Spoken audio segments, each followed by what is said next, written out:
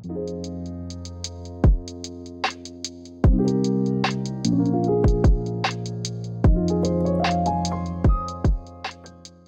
guys, welcome back to The Pressing Matters. I'm Scott. Thank you for tuning in and thank you for your support.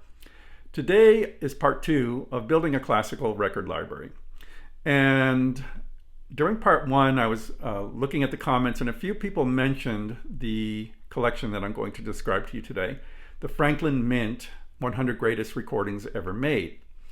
I have the collection, I have all the promotional materials and some very rarely seen inserts and literature. So if you're interested in this set, please stay tuned. I will get to all of it in a minute.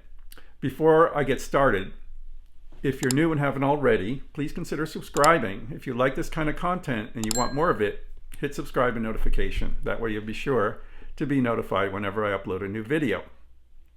So in 1977, or thereabouts, subscribers or people that had purchased anything from the Franklin Mint got a paper in their mail, and I happen to have it. It's not often seen, and most of these are lost to time, but I'm going to give you close-ups of all this literature so you can kind of get an idea of where they were coming from with this set. So it says, "Dear collector, the Franklin Mint will soon bring to the world of recorded music the same standards of quality and excellence that it has brought to other art forms over the years. Because you are an established Franklin Mint collector, I wanted you to be among the first to receive this important news. Through the Franklin Mint Record Society, we will produce recordings of such a high standard that they can be truly called proof quality. These Franklin Mint records will be produced under the same clean room conditions used for minting of our proof quality coins and medals. This is an exceptional innovation in the field of recording. The Society's premier collection will be the 100 Greatest Recordings of All Time, to be issued in honor of the 100th anniversary of the invention of the phonograph.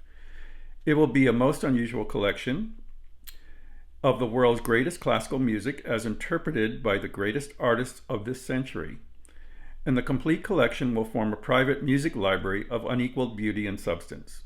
The superb proof quality records in this library will be produced to order exclusively for subscribers to this collection. They will not be sold through stores or record dealers. I am pleased to recommend this magnificent private library of recorded music to you, for your enjoyment and for the satisfaction that it will bring to you and your family for the years ahead. Sincerely, Nelson B. Colton, Chairman."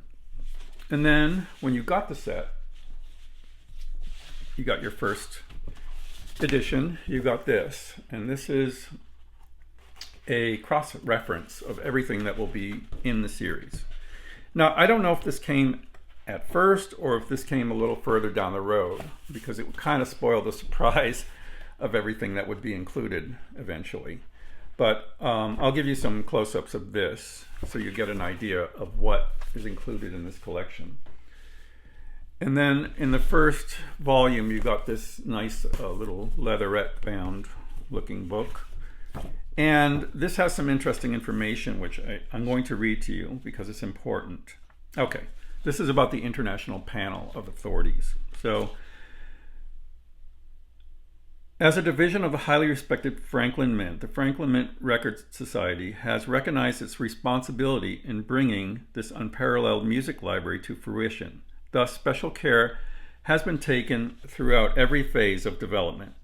First, an international panel of music authorities was appointed to help select each of the works, artists, and performances included in the final collection. Biographies of the panel members can be found on the following pages. Okay, so for example, no fewer than 24 different versions of Beethoven's Seventh Symphony were considered before the panel selected the one superior to all others. The revered Arturo Toscanini leading the New York Philharmonic. From 30 fine recordings of Tchaikovsky's The Nutcracker Suite, the panel selected the single greatest performance, Arthur Fiedler and the Boston Pops. As a result of this effort, the 100 Greatest Recordings of All Time represents an authentically definitive collection. A little bit more about the clean room conditions. So, proof quality recordings produced in a clean room. Next, the Franklin Mint Record Society's technical experts set out to ensure each recording meets today's highest standards of clarity and tonal quality. Our foremost goal has been to produce records that fully convey the beauty of today's finest performances, as well as capturing cherished performances of the past. Indeed, you will find that some of the recordings of our legendary musical artists have been remarkably improved. This is interesting. By an ingenious electronic processing method which removes unwanted reverberations and resonances associated with the vintage recording horn. So now you have the unique privilege of hearing such geniuses as Caruso and Poncell at the height of their careers. It is a musical experience not to be missed. So what they're saying is they had some special process for dealing with 78 RPM recordings of opera and making them sound better. I don't think this process applied to everything in the collection. So let's go on. Okay, so equally important, these magnificent recorded treasures have been pressed with a special vinyl formulation that enables a clear, quiet playing surface with a more rigid disc. And because this special vinyl contains its own anti-static element, the recordings are more resistant to dust. To further assure the highest standards of quality, each record is pressed in an atmosphere-controlled clean room, a facility similar to the one in which the Franklin Mint produced. Okay, we already went through that. Then, as the next to final step in the process, each record receives a degree of quality control inspection far more stringent than the norm in the record industry. Rarely, if ever, have recordings of such technical quality and durability been produced.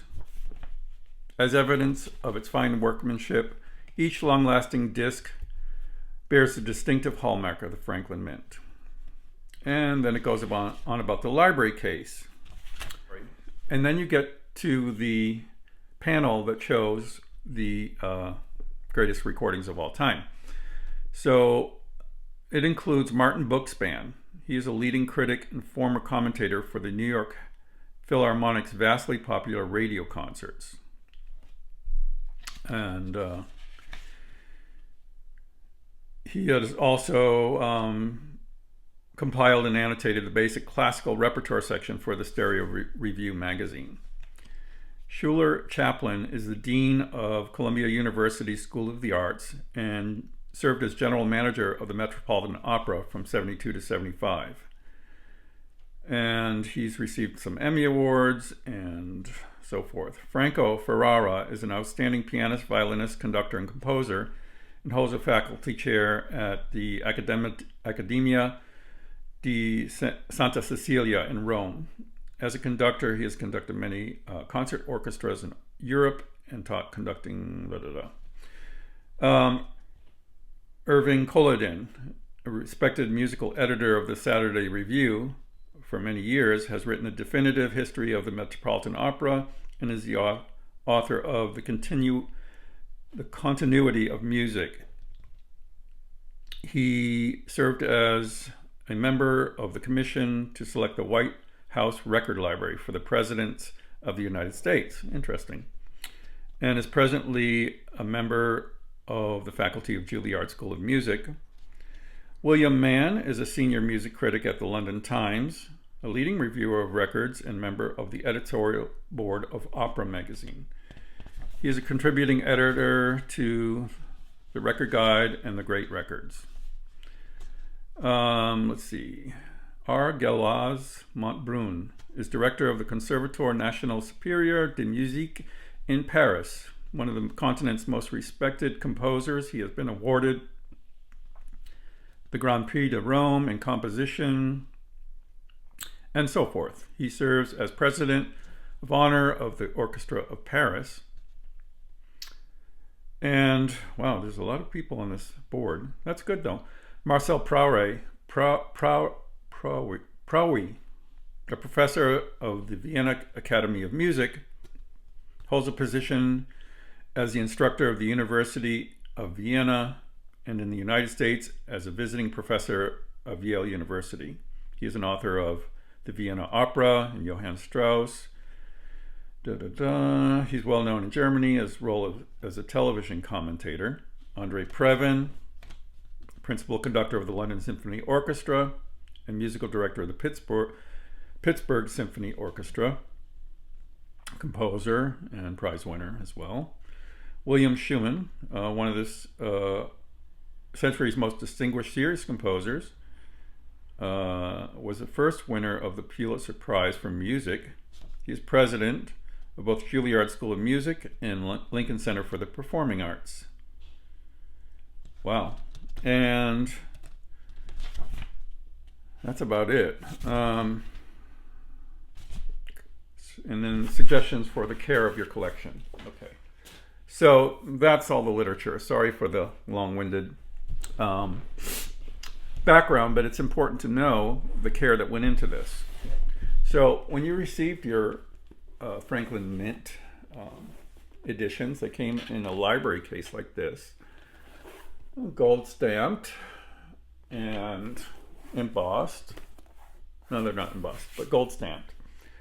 And the unique packaging was really a selling point. Here, let me show you this one here. So they came like this, and each one had a letter like this, announcing this one and the next one that was to come in the following month. So it has a booklet about all the composer and information, and it has these clamshell type cases that hold the record sort of like a CD on a spindle. So it's actually floating in the space, which protects it from any harm. Very innovative for the time. I'd only seen that on one other record ever, and that was like a stereo demonstration record. So all this leads to the question, how important is this to you, and is it worth acquiring this collection? How does the quality stand up to previous editions of this material? Well, I think it's well worth acquiring if you have the space to house it. If you look at this little shot I'm going to show you, it takes up a good about that much on a shelf. 50 volumes. I got mine mostly complete. I had to fill in a few things, but I bought mostly the complete collection for $250. That's 100 records for $250, and they're $2.50 each, basically. The few that I didn't have, they're easily found on eBay or other sites. People selling individual volumes as well as the complete collection. The problem with buying the complete collection over the internet is the shipping. It's heavy, heavy, heavy. As you can imagine, 50 of these in different boxes can be very costly, especially nowadays. So trying to find one locally would be the best bet. Maybe come across it at an estate sale or something. Or buy the individual ones one at a time and assemble your collection that way. I did want to mention also that in later editions, they went to a box instead of the clamshell. So the box would just be a lift top box and have the 4 records in there. I personally prefer the original issues in the clamshell format. Also, just a word about the record. Let's take one out, as you can see. Sometimes they're hard to get off the spindle. So they're produced on a wine-colored vinyl. It's not translucent, but it is super quiet. Very, very good pressing. And I would say the mastering sometimes equals or surpasses the original pressings. In the case, they took things from all catalogs: Mercury, EMI, London, CBS, Columbia, and so forth. For the CBS pressings or Columbia pressings, I think the original Columbia pressings were somewhat compromised by poor vinyl and poor mastering. In those cases of Columbia recordings, modern Columbia recordings, say Bernstein, for instance, the American in Paris, and so forth, those do sound better on this set, in my opinion. The RCA Living Stereo items, there's several. At times they can sound better. At times they sound about equal, and sometimes they're surpassed by the Living Stereo. Occasionally they will couple a couple of titles together on one disc where originally the one work comprised the entire disc. So there might be a little compromise there, but in general, I think these are very, very worthy recordings to have. And short of the best Living Stereos or the best Mercury pressings, selected ones, this is a nice way to get super clean pressings of all these records. And it's a very fun and informative collection to have. If you are just learning about classical music, this is an excellent way to get up to speed on all the greatest recordings and composers and some of the greatest conductors from that and performers from that century. So I give it high marks. If you can find it and it's a deal, pick it up. If you can, normally you can find these individually for like $10 each, and I think it's a great bargain. Just check out what's on it. You know, like this particular one has, what is it? Sibelius Heifetz Beecham, the Concerto in D minor. So Sibelius Concerto. Rachmaninoff Rubinstein Reiner, Rhapsody on a Theme of Paganini. I love that, and it sounds great on this. And what is this? Rachmaninoff Concerto number 3, Ashkenazi, and Ormandy. So this is a CBS recording. So yeah, it's really a great collection. I don't think anyone would be disappointed with it. When you do very fine comparisons with very fine original pressings, you may find some variation, but that's not what this is all about. This is about really good pressings of great performances, and in that level they achieved what they set out to do. So I can highly recommend it. If you can find it, take it up or try one out and see what you think. They're available for cheap. So I actually found a stack of them in a thrift store one day, and I picked up second copies of a lot of them. So I have another 10 or so that are just second copies, but I think those were like $10 a piece. So that was a great deal. $5 for a great album, you know. And I'd like to hear what you think. If anyone has this, I'd love to hear what you think. But until next time, this is Scott for The Pressing Matters. Have a great day.